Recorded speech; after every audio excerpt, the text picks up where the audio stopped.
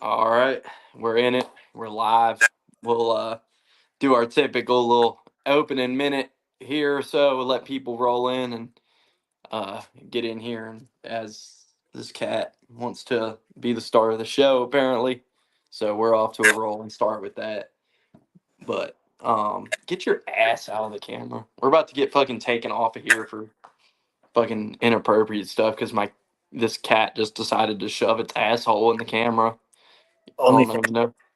Yeah. I don't even know if you're on here and saw that, but I don't think that's legal. So, no, um, didn't. yeah, I gotta, end of the podcast right there.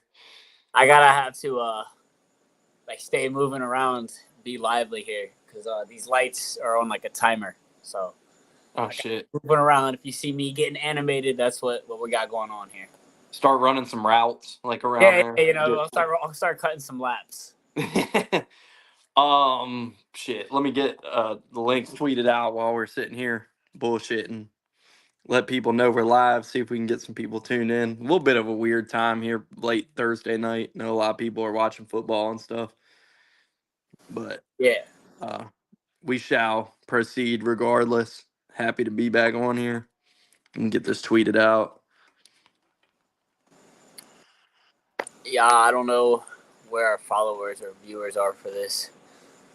I don't even know if we have any on here, but if you are tuned in, we'll give you a little behind the scenes. That we're trying to get a guest lined up for next week. We are just talking off air. We're going to try to line that up. Special guest that has been in the news a little bit lately, and the team he works for will have some big announcements coming in the next few weeks. So hopefully we can line all that up and it'll work out good. Yeah, maybe he'll even break some news on here. Who knows? Yeah, that'd be sick. Be cool. That But that yeah, would we that, won't give away too much, but just a little teaser to keep y'all tuned in, get y'all back in for next week, hopefully, since we're running one hell of these. yeah. Hey, so I was thinking before we went live on here. By the way, hopefully this one doesn't suffer the same fate as our lost Myrtle Beach tapes from last year.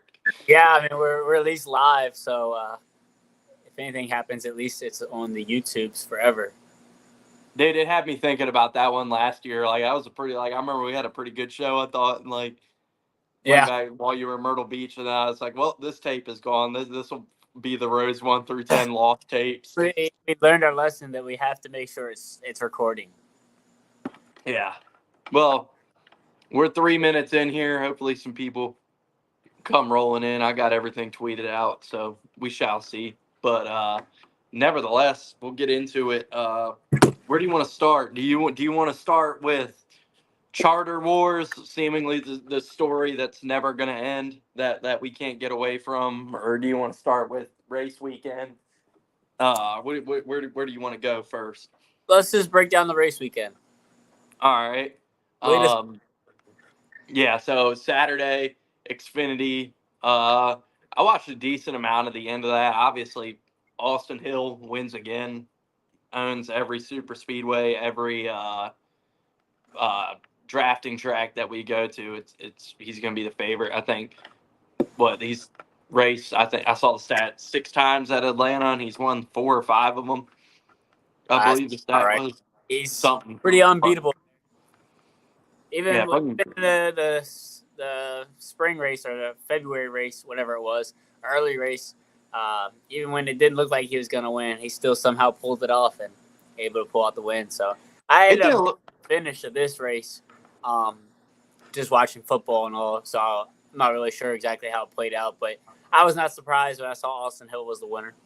I mean, it didn't look like he was going to win this one. I mean, the last I probably started watching about halfway is when I was able to tune in, and I mean he was running back in the field. I don't know what happened early, but it was not looking great for him there for a while. But he was able to work his way back through there. It's been almost a week now, so I can't sit here and remember like a play by play of the race or anything with how long it's been since. But he definitely worked his way back through the field, and we had more of your favorite, the teammate, non-teammate, manufacturer pushing controversy.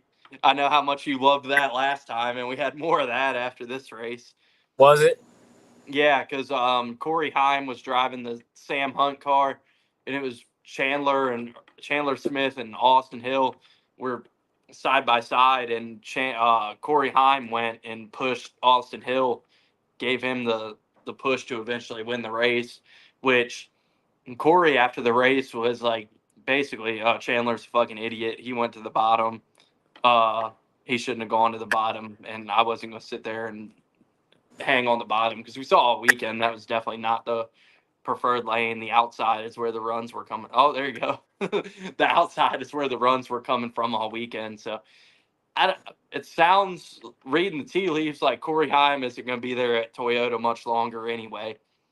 Well, he I think was like on the shit list at Gibbs. Like he was never allowed to drive a Gibbs car anyway. So even when he had that 2311 deal pretty much inked or whatever I thought was inked, I think he said he was still not allowed to get into the JGR rides. So yeah, that's Ty Gibbs Racing as Noah coined it. But yeah, because him and Ty Gibbs got into it a bunch in ARCA, and Ty Gibbs hates him. So like Gibbs refuses to do anything with him. That's why he never drove for Gibbs in Xfinity. He's been driving the Sam Hunt cars most of the year. But that's as Noah coined it a few years ago, Ty Gibbs Racing. No surprise to hear that. If Ty doesn't like you, you're not allowed to walk through those doors. Yeah, pretty much. I mean, when your name's on the side of the building, it's pretty easy to steer the ship over there. We'll say that. Nevertheless, I do bring that up, and where that started was Martinsville, obviously, and now, funny enough, Brandon Jones is back at Gibbs after he was ready to burn that place down less than 2 years ago, leaving. Now he's going to be making a return, so that the almighty dollar makes all these decisions. As them dollars talk. I mean, I said in the group chat, like, obviously being a smart ass when you posted that, I was like, wow, good for Brandon Jones finally getting a good ride. Like, maybe he can finally prove himself. Like, Yep. I mean, it's like the never ending cycle. Brandon Jones, he will be in a good car in Xfinity every year. Maybe if things fall his way, he'll win a race or two. He'll be on the playoff bubble. He'll underperform, and that'll be the Brandon Jones story for forever, seemingly. And I mean, I hate to say that, but I mean, it's truth. I mean, shit, he's a heck of a wheel man. You don't luck into wins at Darlington. You know, like the kid can wheel it, but it never seems to work out for him. I mean, he's been at juniors. Can't blame it on the equipment. No, can't blame it on the equipment at all. I mean, he seemed like he was figuring it out at Gibbs when he was there at the end, and then he's just gotten to juniors, and it just hasn't worked there. Nah, he's been terrible. Terrible year for sure. I mean, he's been there for 2 years, and he's about to miss the playoff for the second straight year, and hasn't even really been in contention for many wins. I remember like Charlotte this year, he was in the mix, finished second to Chase, but like other than that, really has not been competing for wins, has not been running well, about to miss the playoffs again, getting outrun by guys he shouldn't be getting outrun by. I mean, you got Parker Kligerman in the playoffs who just announced his retirement from full-time competition today. But yeah, you got him about to make the playoffs, and Ryan Sieg in the mix for the playoffs. Like, there's no excuse for those guys to be outrunning a junior motorsports car. For sure. Week in and week out, you know what I mean? It's a week basis. But not to get on Brandon Jones hate train. Yeah, we can move on.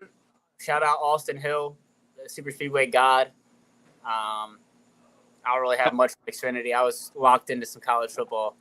Kind of stuffed Corey Heim in the fence for that win too. I know you said you didn't see the end, but it was like, if you remember the Chase Elliott, Corey LaJoie finish a couple years ago, it's kind of similar to that. Gotcha. So yeah, like Heim was getting a run there on the outside, and Hill came up and chopped him into the fence. So I mean, I wasn't too happy in the moment. I was kind of rooting for Corey Heim to pull it. I didn't have any money on the race, so I was kind of rooting for Corey Heim to pull the upset there and get a win for Sam Hunt. But to be fair, I can't, I defended it when Chase did it, so I got to defend it when Austin Hill does it now. I'm not going to double or contradict myself there, I guess. Yeah, I mean, that's just kind of the move you make at Atlanta. honestly, I mean, the more and more I've watched these races play out, that's kind of how the move you got to make is block the run to the high side if you're able to. If you're clear and you got 2 lanes behind you and high line moves, you got to just move up the block. I mean, it is what it is. That's just how these races are won and lost nowadays. But no, shout out to Austin Hill. Shout out Corey Heim. Good finish for him. I said we expect to see him keep climbing up the ladder. I guess full-time Xfinity is probably going to be in his future, I assume, next year. Yeah, it sounds like, I don't know where, but it sounds like not with Toyota, because I saw some tweets after this race, like, basically hinting at, like, he don't give a fuck about Toyota. He's on his way out there. Like, the tweets were all kind of like subtly poking around it. So I don't know where that'll be for Corey. Maybe JRM with the news about Brandon Jones, but I haven't heard exactly where or what that situation is going to end up being. But the tea leaves are saying that he will not be in a Toyota anymore. Word. All right, on to Sunday. Anything else Sunday? Or anything else from Saturday before we move to Sunday? Nah, what they got? 2 more races till they start the playoffs? Yeah, I think cut races at Bristol. Yeah, because I believe they start the playoffs at Kansas, which I'll be there for that one. So I'm looking forward to that. That'll be a doubleheader playoff weekend. So that should be pretty fun. But that's the only reason I knew that off the top of my head. But yeah, I think Bristol is the cut race. Okay. All right, on to Sunday. What'd you think of Sunday's race? It was good, man. Like I told you guys in the group chat, I mean, I was thoroughly entered. I missed like the first 50 laps, and other than that, I was able to tune in. We were working this weekend, funny, and it was like probably a good thing that we were working, and I was kind of forgot to put bets in, and I was looking at football and betting on football and watching that, so I kind of got out of the loop, forgot to put some bets in. Like I was going to say, probably a good thing, because whatever I was going to bet probably wasn't going to hit based off, like, I don't know who I would have. I did in one of our pick and pulls, though. We had like a triple rollover pot because nobody had Burton at Daytona, nobody had Briscoe at Darlington. So I did win one of those pots. I had Logano in that one, so that was $180 I got off that.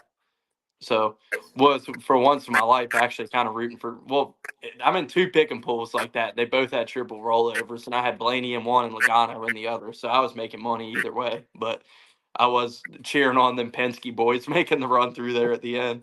Saw the dollar signs flashing up. There you go.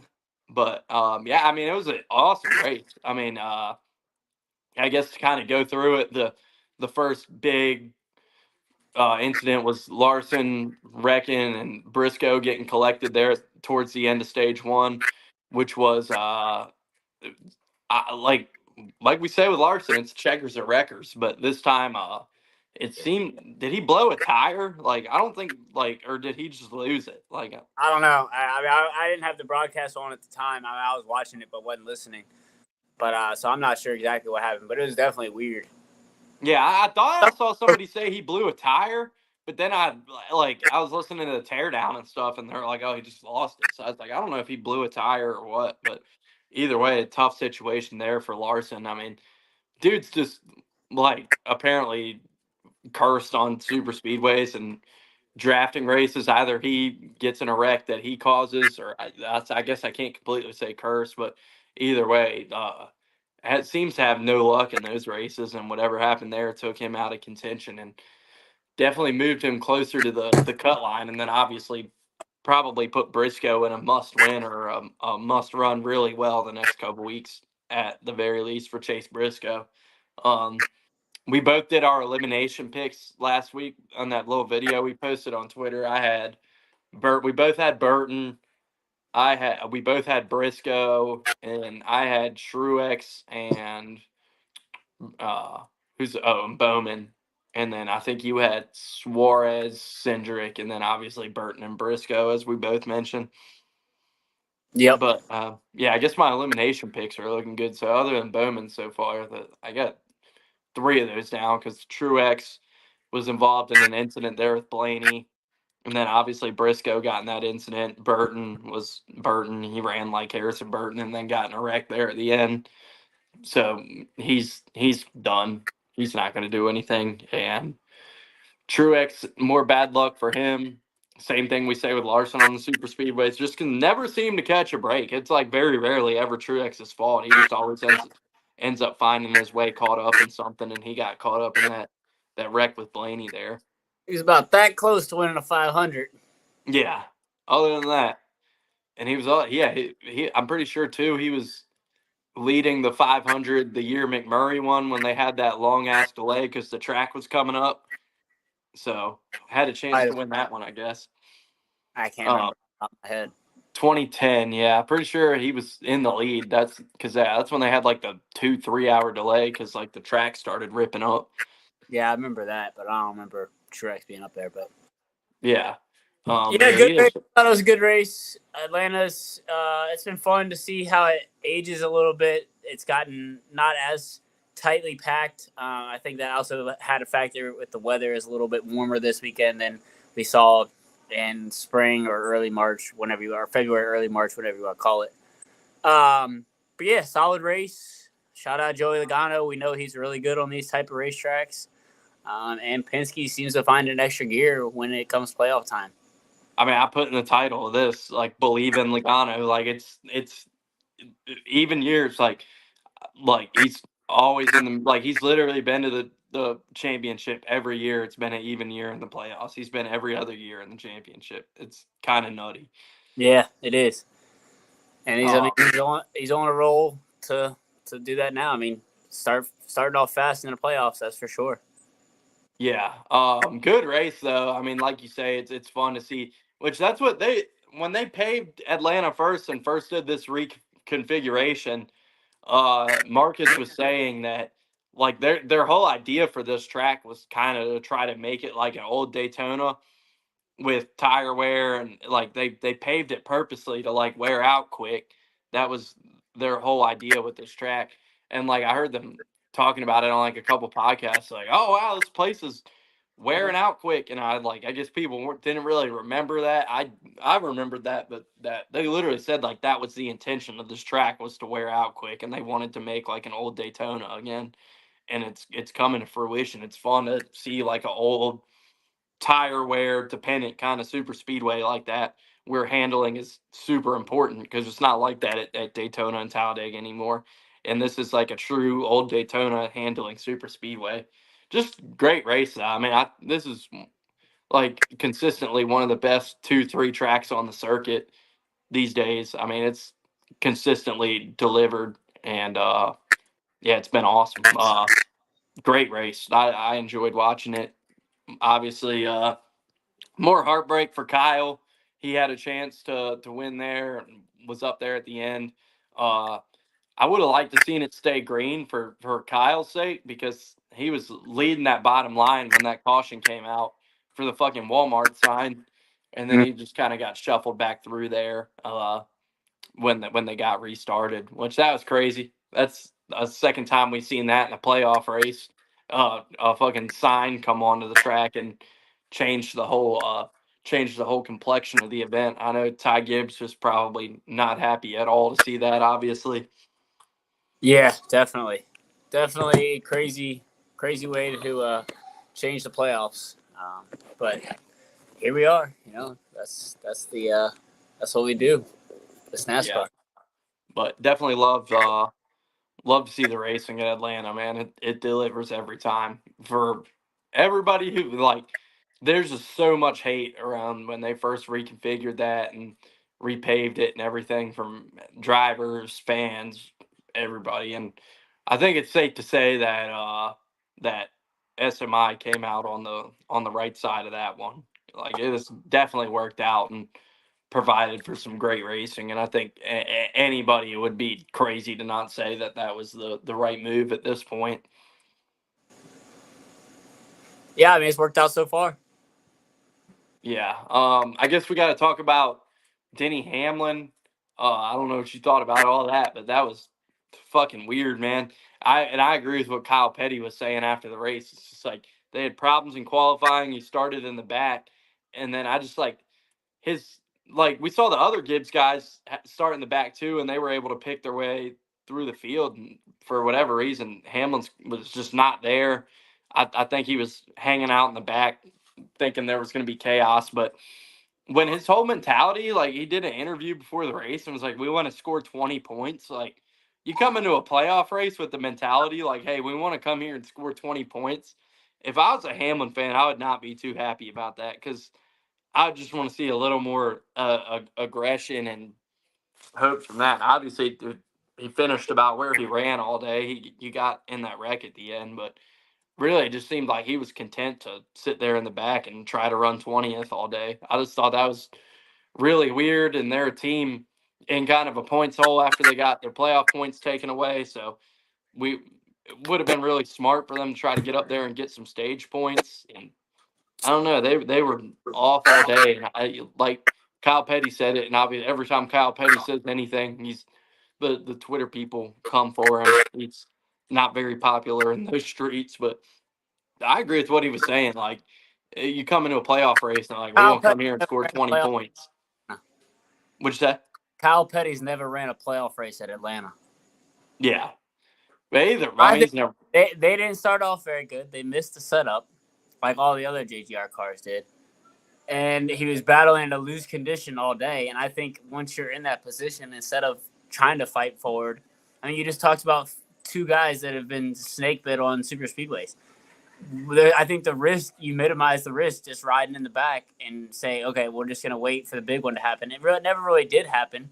So, I mean, they kind of lost out on some points there. But I think 9 times out of 10, 8 times out of 10, you do get that big wreck and you avoid it. And, you probably gain 10 more spots out of that and make it a decent day. So I think at some point you just have to say, you have to weigh out the risk of saying, all right, yeah, we could probably go up here and run up here and get some points.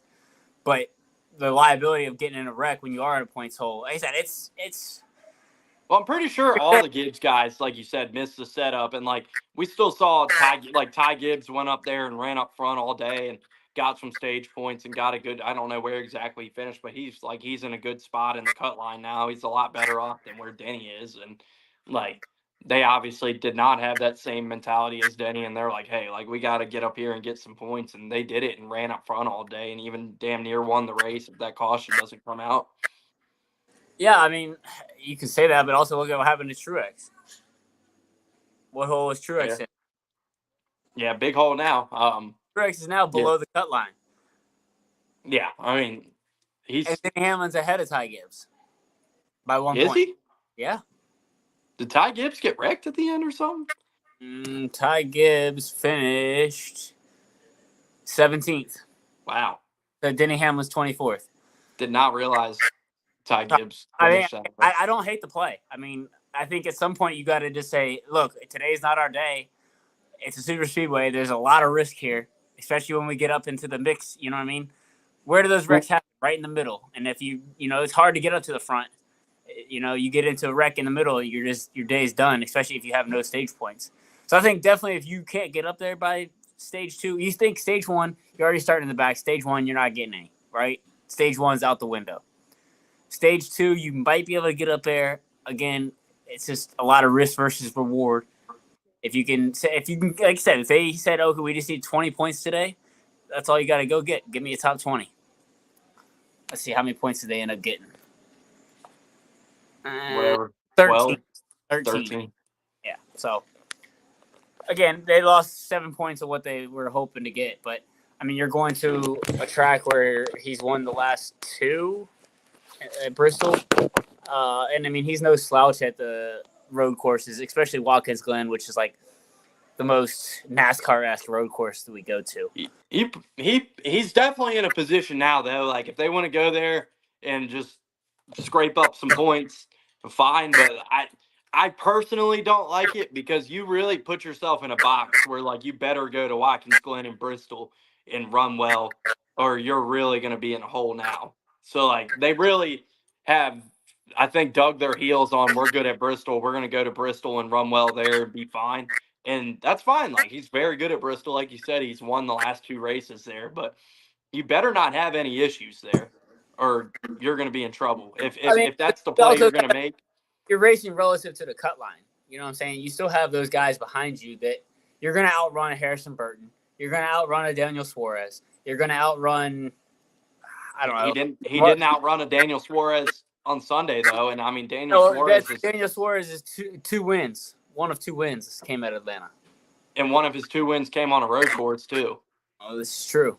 Like so, Suarez has been a factor a lot less times this year than Denny Hamlin. yeah, but I mean when you just break it down to this round, like if I was Daniel Suarez, well, Daniel Suarez is actually above the cut line. If I was Brad Keselowski, down 1 to the cut line.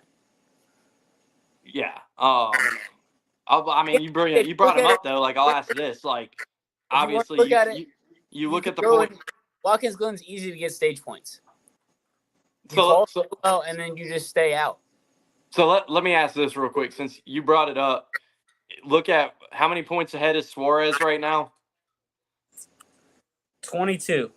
So you factor in 2 races left, Watkins Glen, Bristol. One's 22 points ahead, one's 7 points ahead. Obviously, Hamlin has had a better season than Suarez and has more speed than Suarez on a weekly basis. But do you feel better right now if you're a Daniel Suarez fan or a Denny Hamlin fan? Denny Hamlin. I just disagree. I mean, because I think Suarez is in a good position now. Like, he finished second here. He's 22 points ahead. He's really good on road courses. Like, you expect him to really run good? up front. Or did he win 1 race? No, he's good on road courses. Like, I mean, I don't have his whole database of road course finishes on top of my head, but I mean, he's a good road course driver. We'll see. But I mean, it's good. Yeah, like I said, I think they're definitely hinging their wagon on like we run good at Bristol and we're going to go there and win again. But I mean, if they bring the same tire they brought there in the spring, obviously that worked out well for Hamlin in the spring. But you don't know how it's going to go this time. Like, yeah, anybody can blow. Like Hamlin's good at saving tires, but it can happen to anybody. It's like he's not immune from having tire issues just because he did a good job with it in the spring. So like. I mean, we're supposed to have a lot of tire wear this weekend too, so there's still a lot of unknowns in those races. So, I mean, they put themselves in a position where like they need to go to those 2 and run We well. know Denny Hamlin's trash. He's I'm never. I never said that. Like, I feel like I'm being very objective here. I'm just saying Denny Hamlin has outrun Suarez majority of the year. If I'm Suarez, I'm not that comfortable with a 22-point lead. Actually, 18-point lead over Hamlin. Yeah, I mean, I think he can match, if not outrun Hamlin this weekend. And then if he does that, I think Suarez is safe compared to the cut line, yes, because I think Suarez will outrun the guys that are below him. Well, that's what I said. Do you feel better if you're a Suarez fan with your gap or a Hamlin fan where you're right on the line, but you know he's going to run well at Bristol? Yeah, again, I think I would rather be. I mean, again, it's not an ideal situation if you're Denny Hamlin. Ideally, you wouldn't have this points penalty going into the playoffs, and you would have probably been 3rd in points, and it wouldn't have mattered if you had an average day at Atlanta. But again, I think if you're Suarez, you got to still be sweating bullets. You're not in a comfortable position. Again, Denny Hamlin's sweating bullets too, but I think 9 times out of 10, Denny Hamlin's going to outrun Suarez by 18 positions. I mean, yeah, Kyle Larson's sweating bullets too. I mean, he's been the best guy all season and obviously came into the playoffs with a big points gap. But now it's like he's good at Watkins Glen, so he should be good this weekend. But, I mean, Kyle Larson wrecks a lot, even when he has the best car. So, like, that's the good thing about this format is most rounds, like, you do get a mulligan. And, like, Kyle Larson used his. Like, he's kind of in the same boat where it's like, you better stay out of trouble at Watkins Glen and Bristol and go there and get good fit, which are both great tracks for Kyle Larson. But how many times have we seen Kyle Larson have the best car even at tracks he's good at and screw the pooch and fuck something up or get caught up in something? Like, he just finds his way into a lot of trouble. Like I said, not always his fault, a lot of times his fault, but like he better stay out of trouble the next couple of weeks. Like, I'm definitely not comfortable if I'm him or a fan of his either. No, I mean, again, you're plus 15. If you're above the cut line right now, I mean, everything's all right. That's where I'm at with it. Yeah, I mean, Yeah, Keselowski below there, and like me, like he's terrible at road courses, so he's in trouble. He's Yeah, definitely not a guy any of us saw going he's out in the definitely first one in round. trouble. Yeah, For he's sure. in big trouble because he is so bad at road courses, which he used to be good. Like he almost won Watkins Glen a couple times. I don't know through the And this is course of his his best road career, he course. just lost it. But what'd you say? This is his best road course. Yeah. Yeah, they better figure something out this week. I mean, I remember it was the same thing last year where he came into the Roval like 10 points to the good, but everybody's like he's so fucking bad at road courses, and he got eliminated that race because he was terrible there. Right. Um, so yeah, I mean, definitely some interesting names running close to that cut line that need to go out and have some good weeks. But I mean, obviously the guys below. So who are the guys below that right now? It's Burton, Truex, Briscoe, and Keselowski, correct? Yep. And Keselowski's 1 point out. And then who's the second guy closest to the line? Burton. Burton. Yeah, throw him. Truex 19. Chase Briscoe 21. And how much is Truex? 19. Yeah, those guys are gone. It's like Truex, obviously, like the way they've been running. Like I got no, like you can fucking write him out in my mind. I mean, I hope I'm wrong. I like Truex, but just calling shots here, he's probably done. I don't see him going out and running for the win in the next couple weeks or anything. But I guess we'll see. Nah, it's gonna be tough. I mean, again, this is his best road course. I mean, there for a while, he was road course ace. It seemed like, and I mean, he's really good at Bristol. So I mean, these are definitely two of his better tracks. I don't. He's. Like, I don't. sure, He's never won at Bristol though. yeah, but he's ran really well. Yeah, I mean, it's He could have not. won Yeah, until dumbass Kyle Busch took him out. yeah, that's true. Yeah, I forgot about that one. So I mean, again, Truex is one of those guys. It's like Kyle Busch. You can't count him out any week, even when they're running like dog shit. They'll fucking find something, and he can just put it on a win anywhere. Man, I don't like. I like Truex a lot. I'd like to see him go on a run here in his last year, but I think he's on the fucking fishing boat already. Oh, I I mean, think, I think he's checked out for sure. But I mean, you get a good race car to Martin Truex Jr. here, he can go win anywhere with it. yeah, for sure. So He's definitely the only one below and that. it's like him and Kyle Busch are the only two drivers that I can say they can go out and win anywhere, even when they're running like dog shit. I'd throw Joey Logano in there too, but Yep. I'd say those are the three. Yep. Because yeah, we were just talking about Logano. I mean, yeah, we've seen him. I mean, he won the championship a couple years ago and ran like shit most of that year, and then went out in the playoffs, started winning races. Yeah. But yeah, so playoffs are fun. I guess we'll see. Then Watkins Glen this weekend. We've heard a lot about the new tire there. Should be a lot of tire wear and tire fall off. The racing there has been pretty bad the last couple years. I used to love Watkins Glen, but I mean the next gen just hasn't been great on road courses. Most of the time we've seen it anyway, but maybe this new tire is really going to spice up Watkins Glen more than what we've seen. I hope so. It'd be interesting to see a tire wear race with that on a road course. You haven't seen one of those in a long time. It feels like so. I'm hopeful. Yeah. I mean, they said with the wheel force car, after everything had kind of settled, it was still 2 seconds to fall off. So that's still a good amount. Yeah, for sure. Yeah, and then obviously you have the stage caution. So I mean, you'll have guys below the cut line or around the cut line, stay out to win stages and that kind of stuff. And yeah, that's always will be exciting, and it'd be interesting to see who on that cut line and where the bubble is of like who thinks they have a chance to go for the win versus guys that just want to go straight stage point, get the points. So it will be interesting in that aspect. Yeah, I'm excited. Doubleheader. all right, you want to talk? I put in the title, so we got to talk about it a little bit now. Obviously, it's been the story of the week in the NASCAR world. Unchartered waters. That's what I put in the title here. But it's getting really interesting, and Yeah, I texted you earlier this week. I know we're probably not going to agree on all this shit, but we don't got to sit here and talk all night about it or anything. But I'm just curious to see like where you're at on all that. Yeah, I mean, again, I think a lot of us, we don't know. It's hearsay. That's the biggest thing is we kind of piece things together of what we know and what we've been hearing. I mean, my take on it is I think it's definitely interesting that the biggest name and face in NASCAR right now didn't sign it. I thought that was interesting. I mean, I think 2311, they're a new organization and they're shaking things up a bit, which I don't. It's Jeff Gluck brought up a good point. Is if this does go to court, the headlines are going to be not in NASCAR's favor, in my book, in my opinion.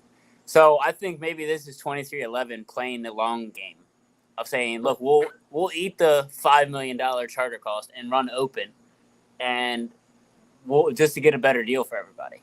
And that's the problem though, is like they brought it up there on the teardown. What you're referring to is it a great optically for NASCAR? No, but they had written into the original charter agreement that like NASCAR can fucking take it from you if you don't sign the charter deal. They can, and the fact that this is the They part also that say in that agreement that if you run last place for 3 years in a row, that they can take it as well. But they never did that. oh my god, Tua sucks. By the way, he just threw. Oh my god, not to distract from that. I was peeping up at this game and he just threw a pick six and that was fucking bad. But It's a football podcast. yeah. Dude, I'm sorry. It just distracted me for a second. I just looked up at the TV. I was like, "Are you fucking kidding me?" But I mean, yeah, like it'll be interesting, and I doubt it gets to court. I feel like this ends with like 23-11, and this is my thing. I think they're committed to this bit where they want to come in and be the disruptors and be the one that shakes everything up and changes the sport. But I think when push comes to shove, they're gonna fucking sign the thing. Because here's the thing: every other team besides Front Row Motorsports agreed to this charter deal. Were they happy about it? No. But there were quotes in that article from Jordan Bianchi where they were like, "We like some things, we don't like other things, but hey, we'll live with it. We'll move on." And the owners of these teams, like Rick Hendrick, is not a dumbass. Roger Penske is not a dumbass. Like they're not going to sit there and sign a bad deal where they're losing all this money. Like these guys aren't idiots. Like they've been around the sport for a long time.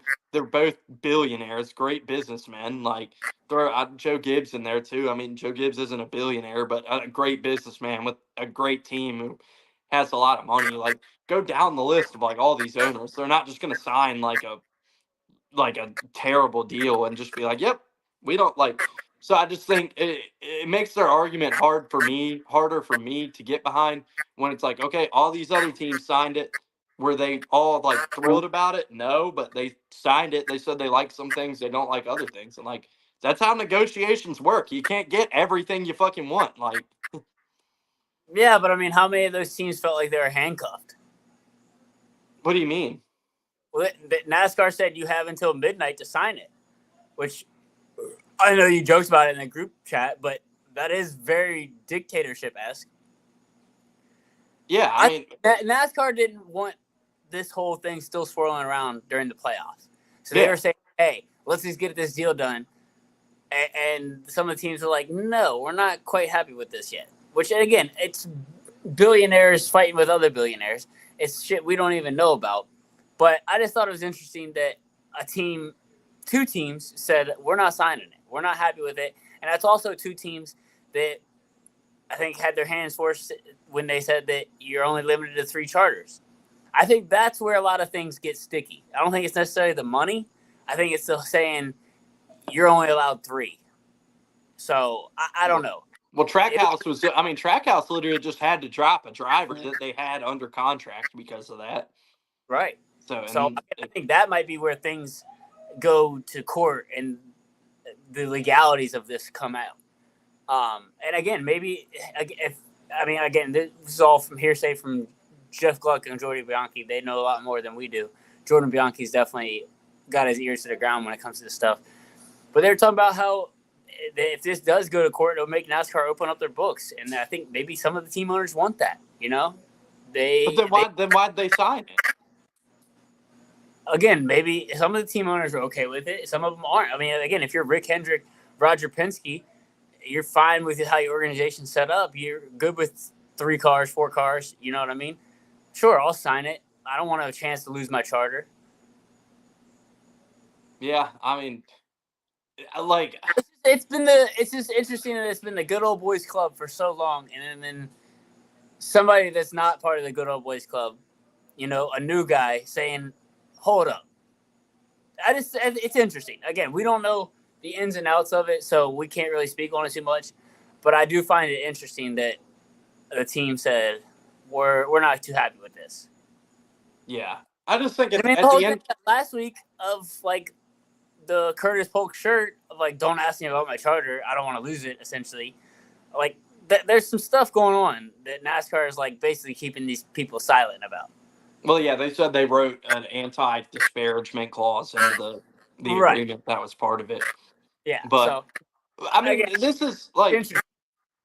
like I said, or like you can't get everything you want. Like that's how negotiation is. Like we've seen lockouts in the NBA and NFL and NHL and other sports too. And it's like the NFL CBA is fucking terrible for the players right now. Like, I mean, why do you think other sports, like all these players are making so much more money than NFL players? Where like Dak just got 230 and everybody's like, wah, wah, and like the fucking you can't really compare it to the NFL because the NFLs have all unions. yeah, but it was still like a labor. It's similar to a labor negotiation, and like the But players. again, it's not because one side over here doesn't have representation. I mean, what do you mean by that? I'm saying NASCAR is ruling with an iron fist, saying you guys aren't allowed to have representation. It's basically us versus you. So you either what, they can't have lawyers, is what you're saying, or? I mean, they all have lawyers, but what I'm saying is they can't unionize and say we're not going to have a lockout. You know what I'm saying? They can't do that. They can, but it just wouldn't work in NASCAR. Well, yeah, I mean, it's the same. Like, I mean, the NFL played a fucking season with replacement players. Go back. There was talks about this happening back in February, Daytona, where some teams might not race. You know what I mean? So it's like they do have the power to do all that, but again, it would just be such a clusterfuck. And NASCAR hates the word unions. Yeah, I mean, that's where it's completely different from any other sport where they do have unions. The only sport that's similar to that is UFC. Fighters also can't unionize, and that's been a big thing forever. And fighter pay is always a big topic there. That's the only sport. I remember even when I was a kid, there was talks about this, like unionizing, and like people, the drivers and teams weren't all happy. So again, I think it's an ever evolving cycle. I did just think it was interesting that 2311 was like, hold up, we're not playing by these rules yet. I just think even if they, I mean, because that's basically they were saying we're willing to lose our charter and run open cars. I just think this whole thing's going to end. I think with them signing the deal. I think they're just trying to drag it out and fucking. I think they're also trying to get more ears and eyeballs on it. Yeah, but that's not. I think they're doing this for attention. They're doing they're not happy with it. They're doing it for attention, and like when push comes to shove, they're going to sign the fucking deal. Like I would put a lot of money right now. They don't have to sign it. They don't have to sign it. They can run an open car. But that's what I'm saying. I'd put money on it that they're not going to show up and run as an open car and lose. I don't know. I feel like when they decided at midnight to not sign it, that was that they were willing to do that. But then what? So like if they run as an open car, do their charters just go to other teams? And like then then what? They got to go buy another charter like when they're happy again, or like what? Like then how does that end? These teams don't own these charters to begin with. It sounds like. I think that's what the teams are upset about as well. So they thought they were on these charters. So 2311 is just like, fuck this, we're not signing it, we'll run open. Does NASCAR then take their charters and like put them up for sale? Again, I don't know how that works, but again, I don't think. Yeah. I mean, when you say for sale, technically, when you purchase a charter, you don't even own it. That just guarantees you a starting spot into the field, from what I understand. Because that's what Junior was talking about, where these teams, 2311, thought they were franchises and they own the rights to these. They have 2 franchises essentially. So I think it's this whole rigmarole of teams were confused. NASCAR wasn't telling the teams of what it really was. And then when it all came down to it to get a whole deal done, it was just like everybody's confused on what's going on, really. Yeah. Like I say, I'm going to guess they end up signing this thing. The fact that, I mean, they got front row, but the fact that the Hendricks, the Penske's, the Gibbs all signed this deal makes their case a lot. Like, if they had all those teams in their corner still, that works out good for them. But then the fact they don't just it's making it tough for them to make that case at the end of the day. I think because I think NASCAR would be a lot more panicked if it was Hendrick, Gibbs, Penske, and every fucking team won't sign this deal. But the fact it's just now 1, 2 teams, they'll just be like, fine, like you guys can fuck off, and we can have all our other Yeah, big but how hitters much here still. also those other teams just saying, look, it's playoff time. We want to go win a championship. We want no distractions in the media. Whereas 23XI's like, fuck it, we don't care. We're here to shake shit up. And I'm sure that is. And I mean, but I mean, you look at it. Playing devil's advocate here is like that's not good for 23XI right now. Like, no, I mean, look at the uncertainty of it is not very good for that team. I mean, we were just talking about how Denny ran on Sunday. I mean, maybe it was a factor in that. Maybe it wasn't. That his mind's just he's not focused on the track completely right now, and he's got like this whole thing to deal with on top of going and trying to win a championship. And like, so maybe that was a factor for him. Maybe it wasn't, but it's definitely a distraction for him and not something you want going on while you're trying to win a championship. Yeah, it'll be interesting to see how it plays out for sure. We'll see. Yeah. So that article about like the quotes from other team owners about it, the anonymous quote that NASCAR is a communist regime, 100% Richard Childress. Like, probably that is the most Richard Childress quote ever. Like, especially after the last 6 weeks he's had. Yeah. That shit just had me cracking up. They're a communist regime. I was like, yep, that's Richard Childress. All right. Enough Charter for tonight. We're 47 minutes in. I'm about to say before we move on to the end and the picks and everything, is there anything silly season wise that we missed? Tua just got knocked out again. Not that I can think of. I don't know. I feel like I've been kind of off the grid. Not in my normal routine of things. So, I don't know. I don't think so though. Yeah, I mean, we talked about Brandon Jones to Gibbs, and then Parker Kligerman announced he's retiring from full-time racing today. Yeah, we touched on both. Yeah, I just really quick on the Parker Kligerman thing. Like, shout out to him. I mean, if he is indeed done full-time racing, I mean, I'm a big fan of the guy. Like, I think he's a great guy for the sport. Does great work on TV. I think he's a great talent behind the wheel, and I would have loved to seen him get a bigger opportunity at some point in his career. That if he's done full-time, I guess it doesn't come along for everybody. So you hate to see it, but he's definitely a guy I'll always be a big fan of, and hate to see him going away. So shout out to Parker. Just wanted to give him his flowers real quick if this is indeed the last we see of him full time. Yeah, for sure. Been a fan of his ever since he was running those Penske Xfinity days. Me and Ben used to Snapchat him and sending him drunk Snapchats back in the day. So big Parker fan. How the fuck did that happen? I don't even know how we got his Snapchat, but I got his Snapchat and we would just be like drinking, and I sent him it would be like bottles of Evan Williams, and he thought it was Jack Daniels. He's like, "Oh, nice Jack D," and I'm like, "Oh, it's poor man's Jack Daniels."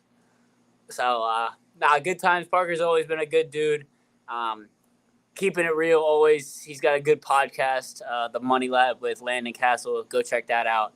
I expect he'll be around the sport if he's doing the media thing with NBC Sports, or I know he said he'd be driving a car here and there for fun.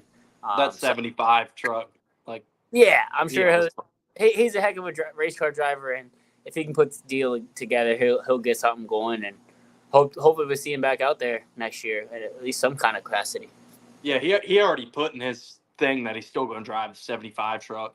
Okay, I didn't read the races, whole. I didn't read the whole thing. At first, I was like, What's going on? I got to figure out what's going on with Parker. Is he done? Is he getting fired? What happened? But it sounds like he's just hanging it up. But nah, Parker's a good dude. Yeah, well, I think we touched on all the silly season stuff. So let's get into some picks. All the Alex Bowman rumors were fucking wild. But is anybody signed? Is that Domino fell yet? So the DBC has been the main source stirring up shit about that. But everybody from Hendrick and Bowman himself has been like, no, he's going to be in the 48 next year. But they're still out there stirring up shit about it. And so, like, the thing's not going away because obviously they're a big platform. But, I mean, everybody at Hendrick has been like, hey, I got a 48 shirt on, too. We're fucking double 48s tonight. But yeah, everybody at Hendrick has been like, yeah, he's going to be back. He's going to be in the car. Like, but I don't. Obviously, the DBC guys think they know something that. I think it's also could be DBC just seeing how far the rumors go. Starting shit just to see how far it goes. Because I mean, shit, 4 weeks ago, Justin Haley was locked up at wherever, long-term deal. So who knows? Yeah, what they said last week was Hendrick has 5 drivers signed to drive full time. So we'll see. We'll see what that ends up shaking out to be. But it's been going around nevertheless. Yeah. All right, let's get some picks. All right. Let me get some odds pulled up. While I'm doing that, we'll stand by for a second. What'd you say? I said Saturday, 3:00, Mission 200 at the Glen. Waiting to pull these odds up. By the way, Rico won the Tuscarora 250 or the Tuscarora 50 over the weekend. Dang, Tuscarora 250. I was like, damn, that's a long sprint car race. Hell of a long race, bro. Yeah. But nah, shout out Rico, former alum of this podcast, getting the win there. That's always a race I've wanted to go to. That one's definitely on my bucket list. Yeah, same. It used to be a Labor Day weekend, which was tough to make because we always go to Darlington. But obviously, this weekend I am in the beach, so I didn't make it. I guess it was last weekend. Do you have Xfinity odds? Yeah, I do. All right. Yeah, I don't see Xfinity odds, so I'll just kind of wing it on that one. Let me pull up the entry list because make sure who's running that one. But you can go first while I'm pulling that up. All right. I know it's chalky, but if you can get it in right now, get it in, lock it in. Shane Van Gisbergen plus 120. I mean, it's hard to pick against that guy in an Xfinity car. Yep, that's the one right there. What are the odds on that? That's plus 120 right now. But there is some heavy hitters in this field. Dude, I feel like the fucking SpongeBob. Like, who are these people? Like, looking at this entry list. Like, literally, who the fuck are some? We got Kyle Keller, R.C. Anderson, Ed Jones. I think that's an IndyCar guy. Austin Green, Thomas and Zazita. Austin Green is a heck of a wheel, man. Where's he from? Green's son. Oh, hell yeah. Good. Thomas, Anna Ziata, and Nuziata. Yeah, you're getting it. Just who are you picking? Who's your pick? It was cracking me up reading that. But I'll go with Hendrick. So good at Watkins Glen. We'll see that as kind of the theme of the weekend, I think. But give me William Byron, 17 car. All right. And just for a fun play, top 3, give me Connor Zillage. If I don't have any odds on top 3s right now, but it's plus 900 right now for a win. But Connor Zillage, top 3, I think that's a fun play. I'm a big fan of that kid. He's obviously going to take over the 88 JRM ride next year. So yeah, give me him for top 3. That's a fun play. What are the odds for Byron? Yeah, plus 500. Oh, that's good. That's good odds there. 350. Sorry, 350. Oh man, I was like, that 500. No, William Byron is plus 500. Ty Gibbs is plus 50. I'm having. William Byron plus 500. I would be all I don't hate over it. that. I don't hate it. Um. Especially All you right. get lock that in for a top 3. Like as soon as top 3 odds come out, that's I think a play for sure too. The Connors Village play is like a kind of a long shot top 3 with those names, but all right, on to the Cup Series. Who you got right. to win on Sunday? Hendrick has won here 1, 2, 3, 4, 5 years in a row. I think we see that continue. So I will go with a former 2-time winner here. Ring the siren, Chase Elliott, plus 1,100. Gets back to victory lane at Watkins Glen. Got his first win here. Won the next year after that. Has always run good here. So I'm going to go with Chase and say Hendrick continues to dominate at the Glen. All right. Give me Tyrone Gibbs to finally get his first win. We saw him get his first win in Xfinity on a road course. Give me Tyrone Gibbs plus 1,400 to get the job done and lock himself into round 2 of the playoffs. That's a good one. I like that pick. I don't hate it, right? You don't hate it? No, I don't. That's a good pick. Won, or I guess should have won here in Xfinity last year. Him and Sam Mayer got together, but Yeah. All right, long shot top 10. oh yeah, I think we had a discussion on this podcast a few weeks back. Oh man, it's not even as long as I thought it was going to be, but I'll give it out anyway because I think I'm hitched to it after that discussion we had. Plus 115, Juan Pablo Montoya. Yeah, I guess I'll find a real long shot because it's not really that long. But I remember we had a whole. I mean, I don't even like that, honestly. Like, Juan Pablo, I mean, he's good, but he ain't been in a Cup car in how long? It's been a long time. Never driven a next gen. But he has driven sports cars, which we know do translate a lot more to the next gen than like the previous. I just Cup feel like car. we've seen these guys that come in, like these guys that are retired, they just are out of the seat too long. You know what I mean?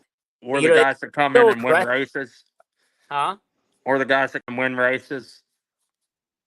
The guy who's the second favorite to win this week. Yeah, but that guy's also was a full-time race car driver.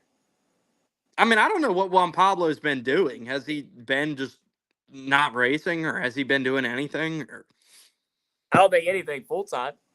Yeah, because I know he's driven some like IMSA for Penske and stuff, but I didn't know like how often or like when the last time he drove was. And Shane Van Gisbergen, had that not been at a street circuit, I don't think he would have won that race. No disrespect to Shane Van Gisbergen. I love that guy, but you know what I mean? He's still come into Xfinity and backed it up on non-street courses, though. Yeah, no doubt. But I'm saying Juan Pablo Montoya hasn't been running full-time. The aggression level of somebody that's been running full-time versus somebody that hasn't is what I'm talking about.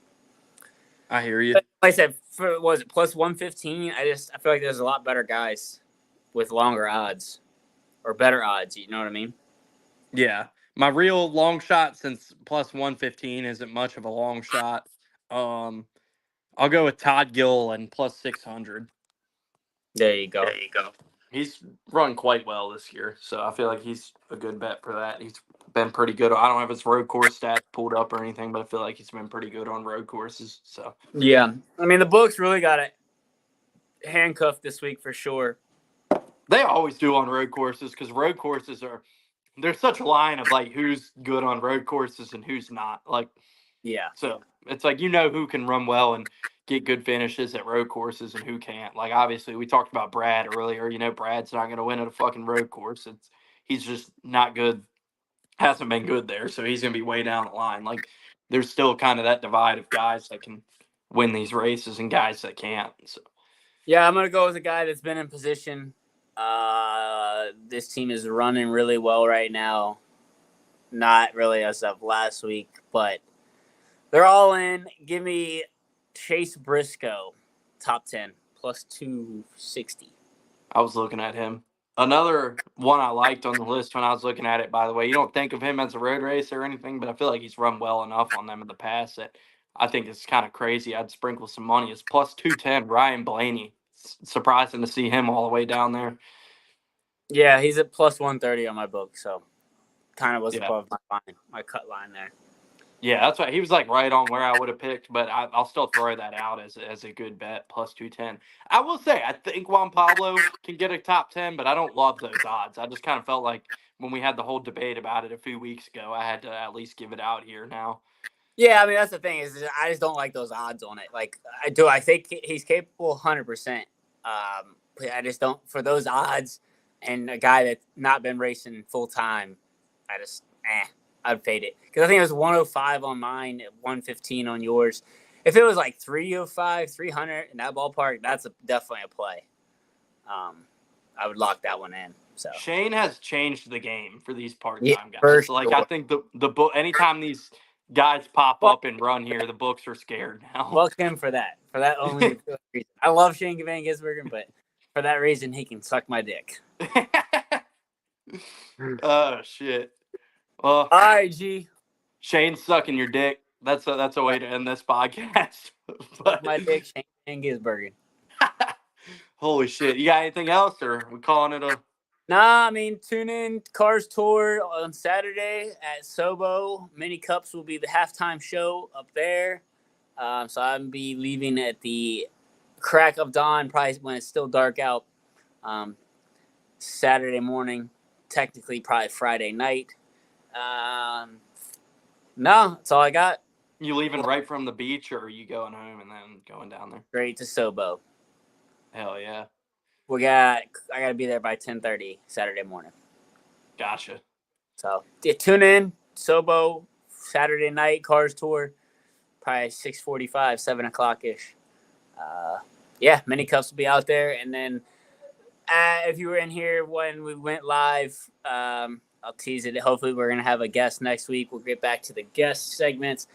Yeah, hopefully we can line up the guests that we want. We got a good guest that we want to get on here that I met just a few weeks ago. So yeah, that's all I got. All right, we'll call it a night. Peace. See ya.